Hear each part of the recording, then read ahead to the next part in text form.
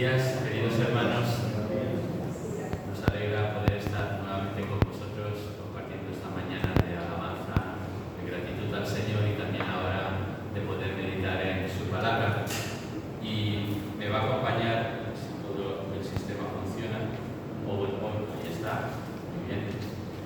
Este es el título del mensaje, misión. Bueno, veréis que hay un paréntesis ahí, Parece nuestra misión, ¿no? Como creyentes, desde el punto de vista humano parece una misión imposible. Pero por eso lo he puesto entre paréntesis, porque la realidad es que es una misión posible, porque el Señor nos da el poder para llevar adelante su ministerio.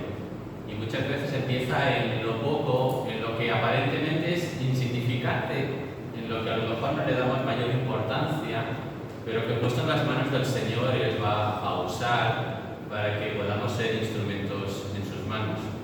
Así que, una vez hemos visto el título del mensaje, quiero llevaros a lo que sería la proposición de la palabra del Señor. Dios no siempre escoge a los que están capacitados, sino que más bien capacita a los que Él llama. ¿Te reconoces un llamado del Señor? ¿Has oído su voz llamándote hacia Él? Pues si es así, la palabra del Señor te dice que Él te va a capacitar. Quizás pienses que no tengo dones o habilidades o facilidad de palabra, pero la verdad es que cuando nos ponemos en las manos del Señor y que reconocemos que el poder viene de Él y no de nosotros, es que sentimos como Él día a día nos sigue capacitando para servirle. En el capítulo anterior, capítulo 8 de Lucas, Jesús ha estado compartiendo con sus discípulos algunas enseñanzas en forma de parábolas. Al mismo tiempo se ve cómo Jesús hace diferentes milagros que asombran a la gente y que testifican de que verdaderamente Él es el Hijo de Dios, el Mesías prometido. Y ahora en este capítulo 9 lo que vemos es cómo Jesús va a capacitar y enviar en misión a sus discípulos para que ellos prediquen igualmente como lo hace Él, el Evangelio del Reino de Dios, y les va a dar el poder y la autoridad para sanar enfermos y para liberar endemoniados. De esta manera, si cabe, se iba a hacer más evidente la presencia del reino de Dios entre aquellos pueblos de Galilea, porque iba a ser una multiplicación a través de sus discípulos de la misión que Él había comenzado.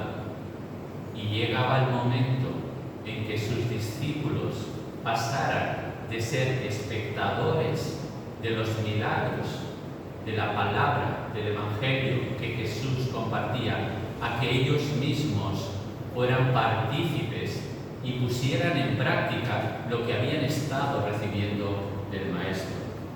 Así que los puntos de nuestro mensaje en esta mañana van a ser: el primer punto, poder para proclamar, versículos del 1 al 6. El segundo va a ser poder para testificar, versículos 7 al 9. Y por último, poder para servir, versículos del 10 al 17. Vemos en estos primeros 6 versículos de este capítulo 9 cómo Jesús envía en misión a sus discípulos para extender el Evangelio del Reino de Dios. Quiero llamaros la atención sobre el versículo 1, las dos primeras palabras. Dice: habiendo reunido a sus 12 discípulos. Habiendo reunido. Pero claro, si lo leemos de corrido, no tiene quizás para nosotros mayor importancia. Pero las palabras en el griego que están detrás de esta frase en español es sun kaleo. Sun quiere decir juntos y kaleo llamar, lo cual significa realmente que Jesús los llamó, convocó juntos a ellos. Y, como vamos a ver aquí, me parece importante resaltar esto, porque encierra una enseñanza importante para nuestro ministerio, para nuestro servicio cristiano. Y es que Dios, hermanos, no llama a Dios llama a un grupo de personas escogidas a una iglesia local para cumplir la misión de extender su reino. Así que no somos islas en el terreno de la misión del Señor. Estamos unidos y el Señor nos llama juntos. Muy importante, hermanos, estamos juntos en esta misión. Nadie es más importante que otro y ninguno sobra en este ministerio de predicar y extender el Evangelio de nuestro Señor Jesucristo. Por eso necesitamos, hermanos, compartir más y competir menos. Hermanos, no estamos en una competición. Aquí no competimos para ver quién sirve mejor en el reino de Dios, sino más bien estamos para animarnos mutuamente, para capacitarnos por la gracia de Dios unos a los otros, para orar unos por otros y para entregarnos también de alguna forma los unos a los otros y juntos poder dar testimonio de nuestro Señor Jesucristo a esta sociedad. La realidad es que Jesús viajaba constantemente, como vemos a lo largo del Evangelio, pero la realidad es que como hombre, que también era, no podía estar al mismo tiempo en todos los lugares. Y por eso nos dice el versículo 2 que envió a los 12 a predicar el reino de Dios. Y dice que para confirmar su predicación, versículo 1, les dio poder y autoridad sobre todos los demonios y para sanar enfermedades. Con este poder de expulsar demonios y sanar enfermos que Jesús les daba a sus discípulos, se iba a hacer evidente entre aquellas gentes que la llegada del reino de Dios era una realidad innegable.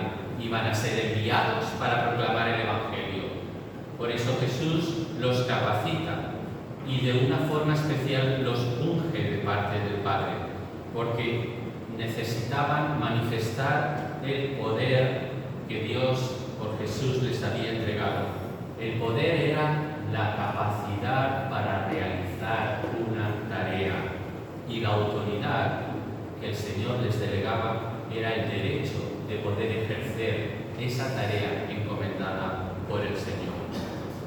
Y al mismo tiempo, a través de esta misión que ellos iban a realizar, la realidad del Evangelio y del reino de Dios se iba a hacer manifiesta de forma práctica cuando ellos manifestaran el amor a Dios y el amor al prójimo.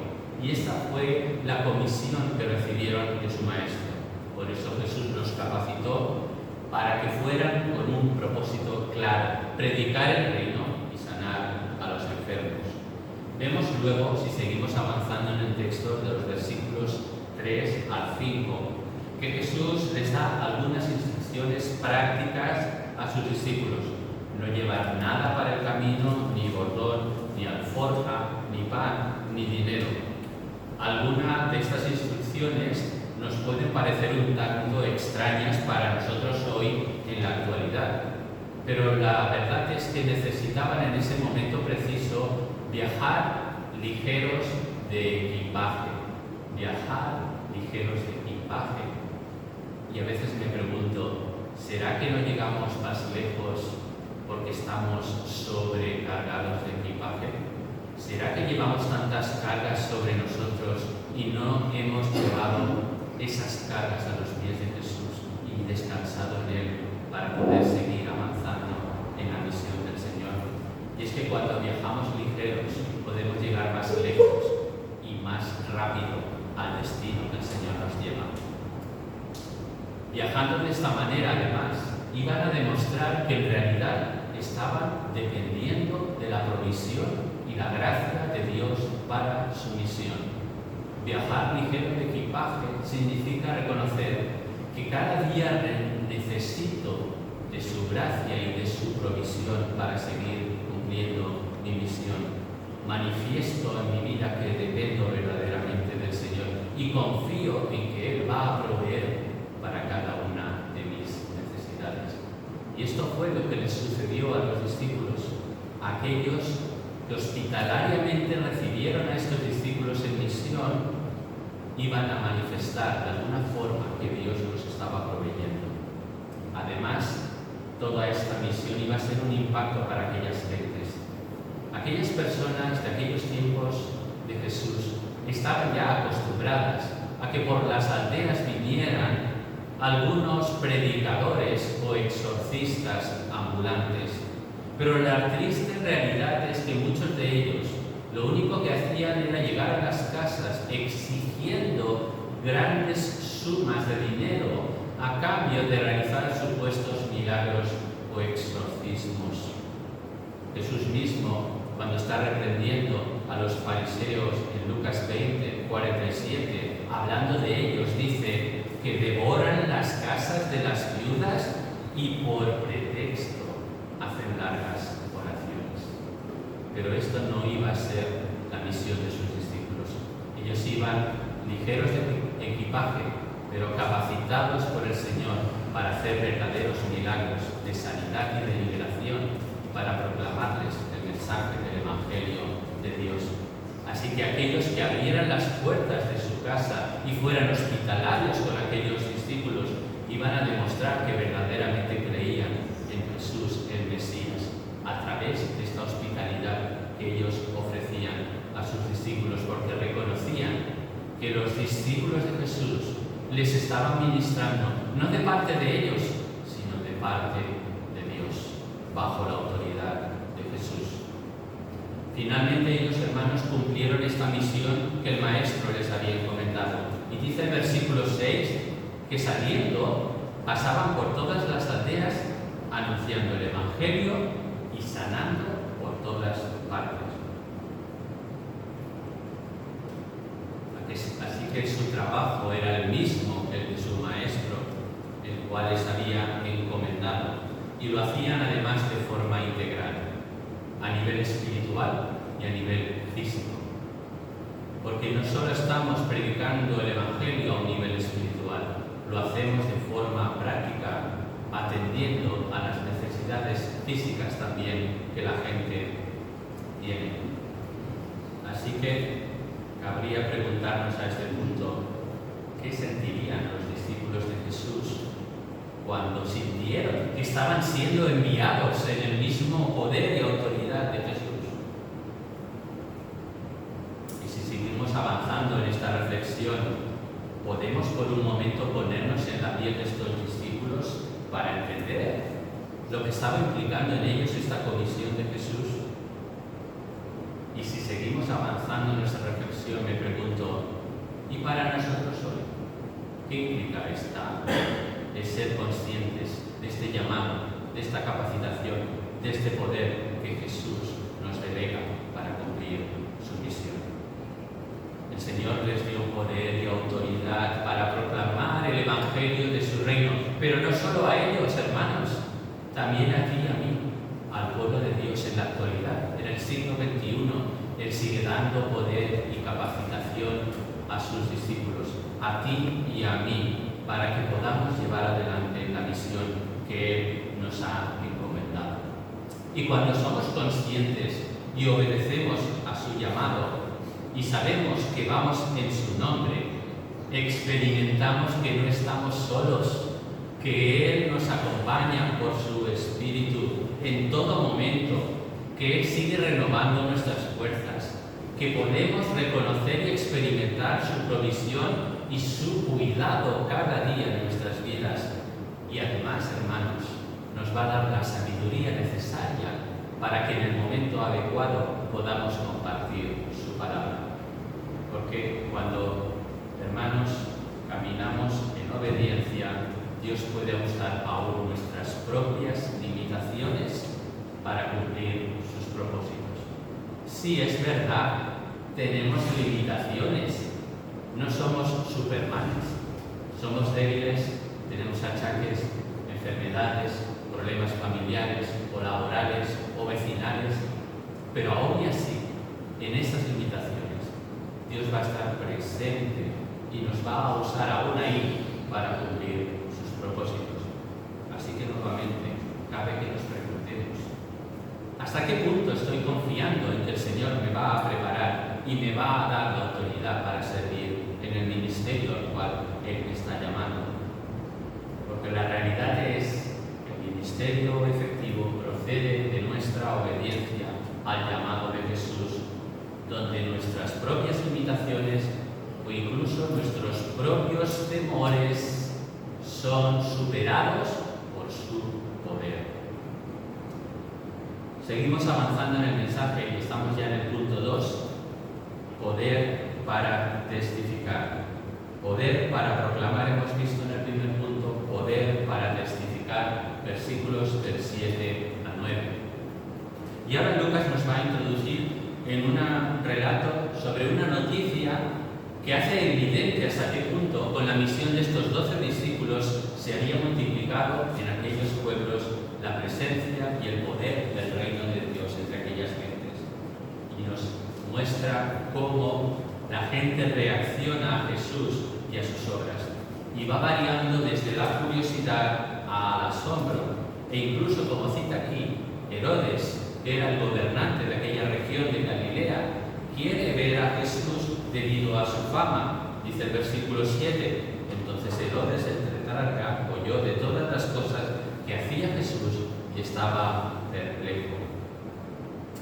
Pero la triste realidad, la verdad era que oyó de la obra de Jesús, pero realmente no la comprendía, porque Herodes seguramente no creía en la resurrección. Por eso sabía que Jesús no podía ser Juan el Bautista, porque él lo había ajusticiado, lo había mandado a matar con anterioridad, como dice el versículo 9. Pero la gente decía que quizás a lo mejor era Elías que había vuelto desde el cielo, o alguno de los otros profetas del Antiguo Testamento que habían resucitado de los muertos, versículo 8.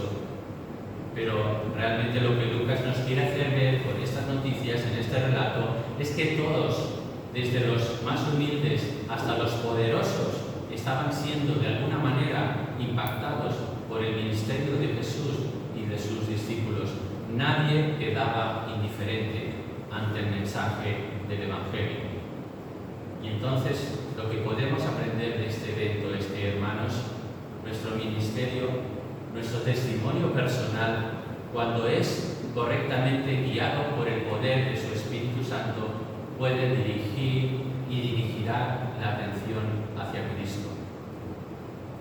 Y esto puede ser tanto para bien, para que la gente se arrepienta y venga a la salvación, como quizás, tristemente, para mal, porque rechacen el mensaje del Evangelio de la gracia y acarreen sobre sí mismos condenación, como le sucedió a Herodes.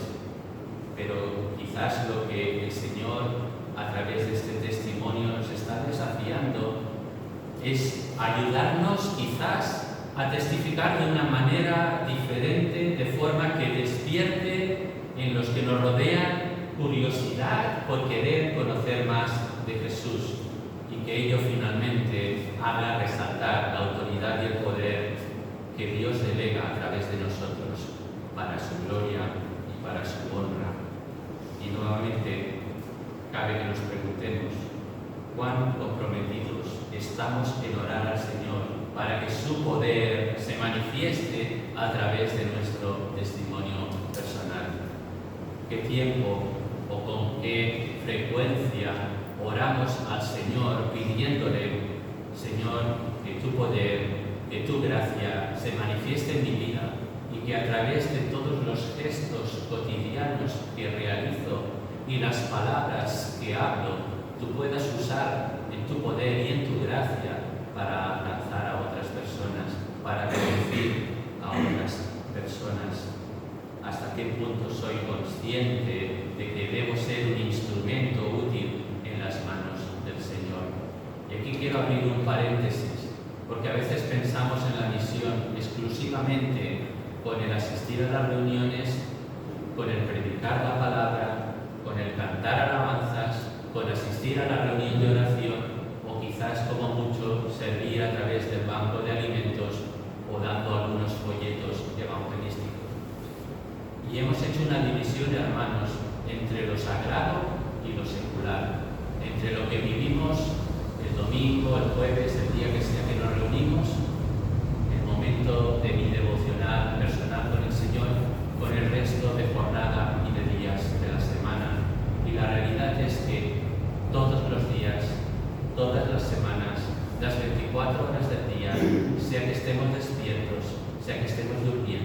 sea que estamos mirando la televisión o hablando en casa, comiendo, cenando juntos, saludando a nuestros vecinos, haciendo nuestro trabajo, aunque nuestro jefe quizás no lo merezca, pero sabiendo que lo hacemos para el Señor, mostrando buen ánimo con nuestros compañeros cuando se quejan de las condiciones laborales, o hablando más que quejarnos con nuestros vecinos de lo mal que está este mundo, a través de cada una de estas relaciones e interacciones con los demás.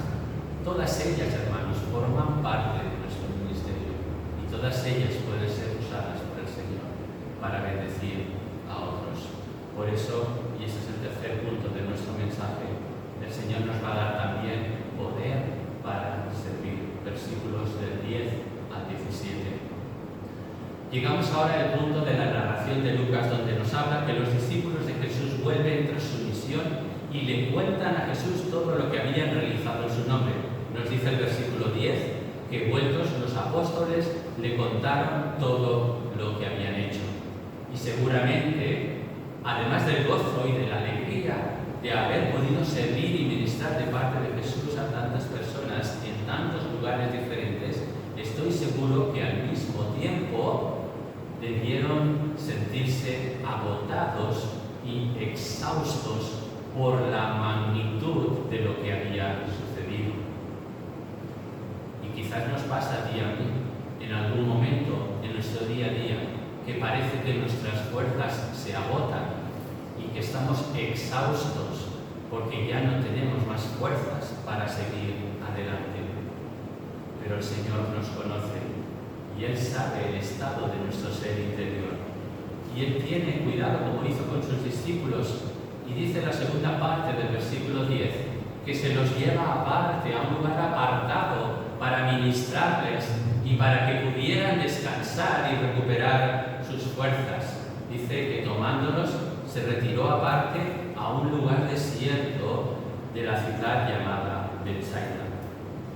Así que cabe que nos preguntemos entonces, ¿y nosotros, hoy, en la actualidad, buscamos esos tiempos de retiro y de descanso en la presencia del Señor? ¿O estamos tan ocupados y ajetreados y vamos tan acelerados en esta sociedad que va a 1000 revoluciones que no buscamos tiempos de descanso?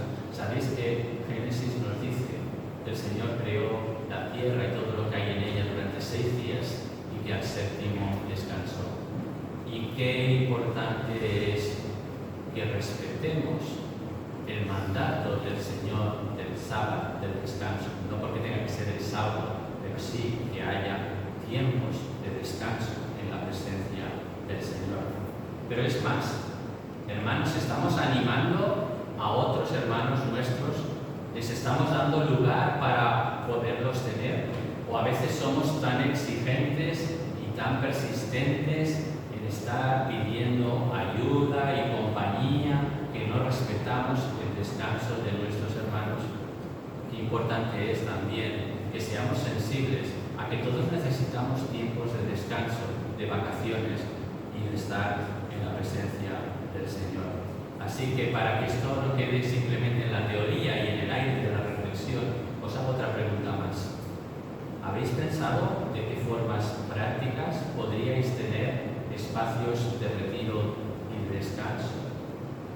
No sé vuestro día a día, perdonadme porque igual lo estáis haciendo y lo estoy metiendo en la pata, pero ¿cuándo fue la última vez que tuvisteis a lo mejor un tiempo de retiro como iglesia, como grupos de matrimonios, como padres de adolescentes, como personas que estáis solas, a lo mejor viudas o separadas? ¿Cuándo fue la última vez que habilitasteis un espacio para encontraros y estar juntos, simplemente descansando y disfrutando de la presencia del Señor y de los unos por los otros? Y perdonadme, quizás lo estáis haciendo, pero son reflexiones que no solo son para vosotros, sino para toda la Iglesia del Señor, y que creo que es muy necesario entender que necesitamos tiempos de descanso. Pero ocurre algo sorprendente en el versículo 11, porque resulta que cuando estaban en este descanso, dice que la gente lo supo, les siguió y Él les recibió y les hablaba del reino de Dios y sanaba a todos los que necesitaban ser curados. Así que yo me imagino a Jesús y a sus discípulos en ese retiro espiritual de descanso en un lugar apartado, y de repente la multitud encuentra a Jesús y a sus discípulos y nuevamente vienen a Él. Y Jesús lo que hace es atenderlos, predicarles el Evangelio del Reino y sanarles de todas sus necesidades. Así que todavía voy un punto más allá de nuestra reflexión. ¿Qué sucede? Aunque hemos hablado de que debemos respetar el descanso los unos de los otros, ¿qué sucede cuando surge una emergencia o hay una urgencia entre nosotros? Y sí, estamos en el momento de descanso, pero viene alguien llamando a nuestra puerta o nos está llamando porque está desesperadamente necesitado de nuestra ayuda. ¿Qué hacemos? ¿Lo ignoramos? ¿Lo dejamos de lado? ¿O como Jesús tenemos esa sensibilidad de ponernos en la piel de aquella persona y entender que en ese momento nos necesita, a pesar de que estamos descansando, pero necesita de nuestra presencia, de nuestro aliento, de nuestra palabra? Y finalmente llegamos al milagro de la alimentación de los 5.000, que curiosamente es el único milagro de Jesús que está relatado en los 4 evangelios. Algunos milagros están en uno o 2 o 3 de los evangelios, pero solamente el milagro de la alimentación de los 5.000 está precisamente en los 4 evangelios. Y nos dice que la gente que se había reunido allí, podemos deducir, versículo 12, que no eran todos de aquel mismo lugar, porque dice que los discípulos, viendo que pasaba el tiempo, que se hacía de noche, querían que Jesús despidiera a aquella gente para que se fueran a las aldeas, versículo 12, a los campos de alrededor, y que buscaran alojamiento y alimentos. Y nuevamente Jesús sorprende a sus discípulos con la respuesta que les da, versículo 13. Él les dijo: pues dadle vosotros de comer. Señor, vaya respuesta, ¿no? Estamos diciendo que despidas a la gente para que vayan a sus aldeas y compren alimentos, y lo único que se te ocurre es decirnos que seamos nosotros que alimentemos a 5.000 personas, más las mujeres y los niños. Pero la realidad es que no estaban entendiendo lo que Jesús les estaba diciendo. Dijeron en el versículo 13, segunda parte: no tenemos más que 5 panes y 2 pescados, a no ser que vayamos nosotros a comprar alimentos para toda esta multitud. Y eran como 5.000 hombres. Así que no estaban entendiendo lo que Jesús les estaba diciendo con este mandato: dadles vosotros de comer. Lo que Jesús quería hacerles ver con esta respuesta es que ellos se dieran cuenta que iba a ser humanamente imposible dar de comer a tal multitud, lo cual sus discípulos admitieron cuando reconocieron que tendrían que comprar tantísimos alimentos si tuvieran ellos que darles de comer, pero aún no habían alcanzado a comprender el desafío que Él les estaba planteando. Así que Jesús ordena a sus discípulos que hagan sentar a la multitud en grupos de 50 en 50, así que estaban ya formando de forma práctica la respuesta que Jesús les iba a dar. Vale, de acuerdo, estáis reconociendo que vosotros no podéis, pero me vais a ayudar ordenando a la gente que se siente en grupos de 50 en 50 y que se sienten, porque algo va a suceder. Traed a mí estos panes y peces y ora al Padre dándoles gracias por estos alimentos, y sucede el milagro extraordinario de que no paran de aumentar los panes y los peces mientras sus discípulos van desfilando por aquellos grupos de 50-50 repartiendo alimento. Y dice que finalmente recogieron 12 cestas llenas de pedazos. Así que Jesús les muestra que en su incapacidad, cuando la reconocen y ven que es imposible poder atender a tantos, pero le pone a Jesús a sus pies lo poco que ellos tienen, Él va a ser capaz de multiplicarlo. Y no solo multiplicarlo, sino que los quiere usar a ellos de forma práctica para bendecir y extender el reino de Dios. Así Así que podemos entender que de alguna manera este milagro es el punto culminante de sus milagros, de los milagros de Jesús. Y lo que Jesús quería hacer una vez más es despertar la fe en sus discípulos. Pero que esa fe no se quedara solo en el plano teórico, solo en el plano espiritual, sino que esa fe debía aterrizar de forma práctica, siendo usados por el Señor para servir a los demás. Y aunque como les sucedió a estos discípulos, a veces sentimos que nuestros recursos son limitados.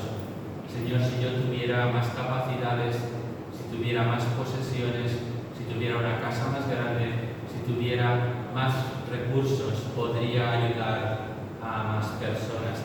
Pero sabes que el Señor te quiere usar aún en tus limitados recursos, aún en tus limitadas capacidades. Porque lo que Él está esperando es que lo reconozcamos delante de Él, pero al mismo tiempo tengamos una entrega sincera y seamos obedientes al llamado del Señor.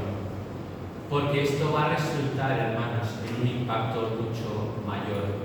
Porque cada pequeño acto de servicio, como dice Jesús, aún un vaso de agua dado a uno de estos más pequeños, puede ser usado por Dios para transformar las vidas de las personas que están a nuestro alrededor.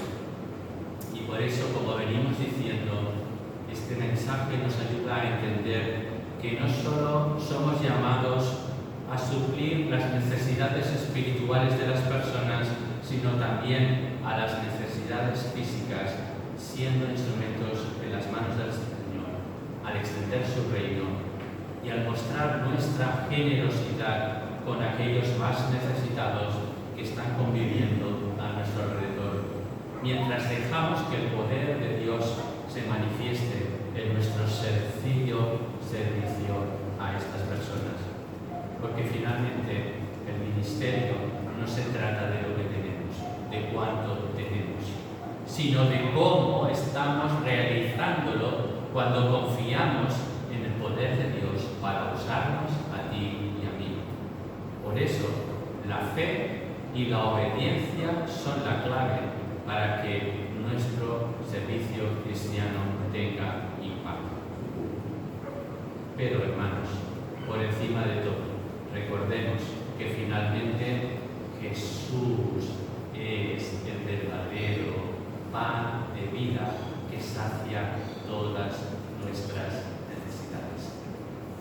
Tú y yo no somos pan de vida, es Jesús el pan de vida, pero sí nos va a usar a ti y a mí para, como hizo en aquella multiplicación de los panes, repartirnos de alguna manera con los demás en nuestras pequeñas limitaciones, pero siendo generosos para que a través de este pequeño servicio puedan ver detrás de nosotros a Jesús como el pan de vida.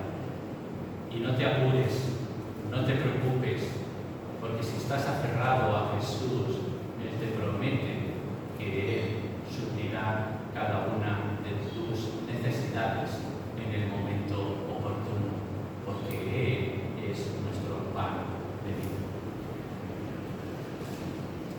Estamos ya concluyendo este mensaje, hermanos. Hay un texto en 2 Corintios, capítulo 3, versículos 5 y 6, que resume de alguna manera lo que hemos estado viendo en el pasaje de Lucas. Dice 2 Corintios 3, versículo 5. Pero nosotros no somos capaces de hacer algo por nosotros mismos, sino que es Dios quien nos da la capacidad de hacerlo. Nosotros no somos capaces de hacer algo por nosotros mismos, pero sí que Dios es el que nos va a dar la capacidad de poderlo hacer. ¿Por qué? Versículo 6. Porque Él nos ha capacitado para ser servidores de un nuevo pacto, no el de la letra, sino el del Espíritu. El Espíritu de Dios mora en ti y en mí y va a ser el que nos va a seguir capacitando y dando el poder necesario para seguir sirviéndolo. Y por último, me gustaría compartir con vosotros una ilustración que nos ayude, si cabe aún más, a entender este milagro del Señor usándonos en su servicio. Hace ya algunos años que Luz y yo nos gusta, si es posible en verano, viajar hasta el Pirineo y disfrutar de aquellas montañas. Y aquí, si esto no me falla, esto es una imagen del Valle de Pineta en el Pirineo de Aragón. Está del otro lado del Monte Perdido del Valle Ordesa. No sé si alguna vez habéis oído hablar de este Parque Nacional del Valle de Ordesa. En invierno, la imagen que uno ve de este valle es esto: montañas llenas de nieve, árboles totalmente sin hojas y toda la superficie del terreno cubierta de nieve. Pero cuando llega la primavera, sucede esto. Esta es la misma imagen en primavera. Montañas llenas de verde, agua corriendo por todas partes, y aunque en esta imagen no se ve, os puedo asegurar que hay miles y miles de flores de todos los colores y tamaños que te puedas imaginar. Y te preguntas, ¿alguien estuvo sembrándolas durante el invierno? ¿Alguien estuvo removiendo la tierra, abonándola y cultivándola para que estos árboles brotaran de esta forma tan preciosa y estas flores aparecieran por cualquier lugar de esas praderas? Pues no, fue el Señor que estuvo trabajando durante el invierno, cuando aparentemente todo estaba dormido, cuando ningún ser humano podía hacer nada en aquellas montañas. El Señor estaba cuidando de su naturaleza para que cuando llegara la primavera y esa nieve se fundiera, brotara vida por todas partes. Ver esa imagen impacta tu corazón y te llena de gratitud de ver la maravilla de la creación de Dios. Pues bien, así es contigo y conmigo. A veces podemos estar como esa montaña en invierno, parece que estamos dormidos, parece que no sucede nada en nuestra vida, estamos fríos porque está todo nevado, el árbol de nuestra vida parece que no tiene hojas, que nos hemos secado, pero si seguimos esperando y confiando en el Señor, te puedo asegurar que si esperas en Él, llegará el momento de la primavera y tu vida nuevamente brotará, y las hojas de tu vida y las flores que el Señor va a hacer que florezcan a través de ti darán alegría no solo a ti, sino a aquellos que te rodean. Y el Señor te va a usar para manifestar que el cambio que se ha producido en ti y en mí no ha sido porque nosotros seamos los más guays de este mundo ni los más poderosos, sino simplemente porque hemos descansado y confiado en que el Señor en su gracia nos hará brotar de nuevo. Porque hay una nueva promesa del Señor y esta se encuentra en Isaías 58:11. El Señor te pastoreará siempre. En las sequías saciará tu alma, dará vigor a tus huesos. Serás como un huerto de riego, como un manantial, cuyas aguas nunca se agotan. Así que aunque hemos estado hablando a lo largo de este mensaje de que no somos llaneros solitarios, sino de que el Señor nos ha llamado como grupo, como iglesia, como conjunto a servirle, y nos hemos de ministrar los unos a los otros, por encima de todo, será el Señor quien te va a pastorear, quien va a cuidar de ti, quien saciará tu alma reseca, quien dará vigor a tus huesos agotados, y Él te ha prometido que aún en ese momento serás un huerto de riego y de ti brotará un manantial cuyas aguas nunca se van a agotar. Así que, hermanos, descansemos y confiemos en el Señor para proclamar su Evangelio, para testificar en su nombre y para servirle a Él y a nuestro prójimo, siendo semejantes a Él, para que finalmente, hermanos, la mirada de las personas esté puesta en Jesús, el autor y consumador de la fe, y para que todo el reconocimiento, todo el honor y toda la gloria se la lleve Él, y no yo, ni tú, ni ninguno de nosotros. Este finalmente será el ministerio cristiano fructífero que dará gloria, honra y honor a nuestro Señor Jesucristo. Que nos siga capacitando, que nos siga ayudando y que siga obrando a través de cada uno de